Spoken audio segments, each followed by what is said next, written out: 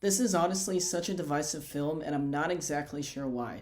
We have Sam Levinson as the writer and director of the film. We have John David Washington and Zendaya as the entire cast. What could go wrong? We are here today to talk about Malcolm and Marie. Just as a side note and something that I caught on early to it, I watch everything with subtitles. So it was a lot easier to catch on to this, but as soon, like for me, the pacing of this film works with the song choices that Sam Levinson had after either a intense argument or a romantic encounter. Both Malcolm and Marie speak their voices. They live luxury, and we see that within the very first frame of the film all the way up until the end. And the thing is, they are not happy, and that is also with the aesthetic of the film being in black and white as it is. I feel like that was a way of saying that their conflict never ends, because if it was all colorful and all like a happy Hollywood ending and happy Hollywood storytelling in general, then it would have been more full of life. But it's really not, and that's what the script I think excelled at for me, and why I wasn't annoyed halfway through the film that they were just going back and forth at each other, because that is how we learn about them. That is how we decide who to trust or who not to trust. And of course, we're going to want to pick sides and to either choose that Malcolm is right or choose that Marie is right, but we just don't know. And I think that's how the script functions and how everything plays so well together.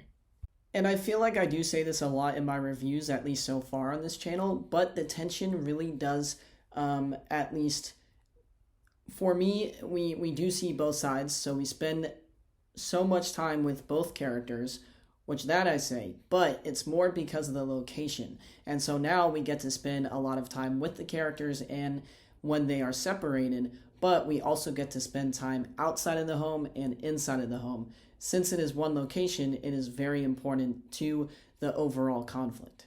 And now with Malcolm and Marie, it isn't a quarantine movie because of COVID or because of anything other worldly issues. It's just because of their relationship status. And it's because of things in their past that they are still struggling with now that have been ignored or have been pushed to the side that needs to be addressed because of the film that John David Washington characters has made, and because of how the night plays out. It does get exhausting, but for me that is not a complaint, because that is the whole entire point. That is the stem of all the issues that they are going through right now, and that is because they both need reassurance. So with Malcolm, it is basically the fact that he needs to get good reviews. He needs to be loved as an artist, not so much as an individual. He kind of puts the filmmaker as top tier and then human being a little bit under that. But it's still a back and forth battle for him throughout the entire thing. And now with Marie, it's about her drug addiction in the past that she has dealt with. And she is so much like the character in the film as they express. You start to wonder what is her importance to John David Washington's character, and is she just there to be a character, or is she there because he really loves her? Now, the first half is definitely about the relationship, and the second half is also about the film industry. Actually, a lot of what I'm talking about in film school right now is talked about in this film, or mentioned, at least a little bit. And what another thing I noticed is not only were the song choices a key component to when there would be a change in tone or a change in pacing, if things would pick up or if things would become a breather moment for us to really think about what it is they're asking or fighting about. For me, it moves into a act where we now find out that they only agree on one thing, and that is how the film industry operates. And outside of that, the relationship is still a central problematic recurring factor that they cannot stop thinking about throughout the entire night. It is just a constant back and forth. One thing that did actually cross my mind during the film is, has this been the only fight that they have gone to this extreme? And with that being said, my personal experience with watching this film, I still don't know if they are in a healthy relationship or not. It is up to you, and I do think that there are both sides of the conversation, and it can be a healthy relationship. They're both being brutally honest with each other in hurtful ways, yes, but at least they are self aware of their own faults and of what they need to do to be better. It's just we don't actually know if they are going to do that. And I think that was Sam Levinson's goal in the beginning, was to just throw everything at you at once, like no bullshit, and then to have you decide whether or not they are worthy of staying together or whether they should break up.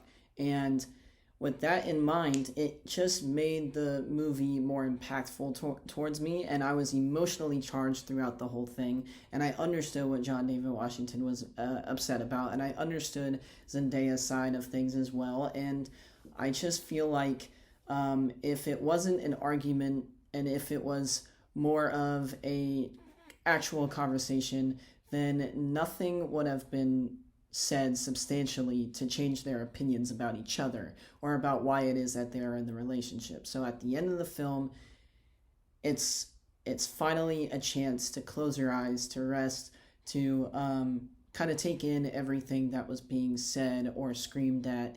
And that's what this film is. It is essentially a film about a relationship. When all is said and done, I think, I guess now in the minority of actually enjoying the heck out of this film. And I think it definitely gives some of the best performances of this year already. It is, dare I say it, my favorite film of 2021 as of now, as of current. And I do think it'll be at that top spot for a while because there is a lot to get to still. And we have no idea when other movies will be coming out. So with that being said, still my number one, I'm going to go ahead and give my Letterboxd review and my percentage out of 100. My percentage out of 100 is an 84% as of now, and then it was a 4.5 out of 5 on Letterboxd, which is really, really high. I could probably go to a 4, but I'm sticking with 4.5. Thank you so much, guys, for watching, and I will see you in the next video. Go check out my review for The Little Things or Finding Ohana or The Marksman or any of those as well. It's been a busy year already, and even at the start of February, there is still so much more to watch and to stream and to talk about.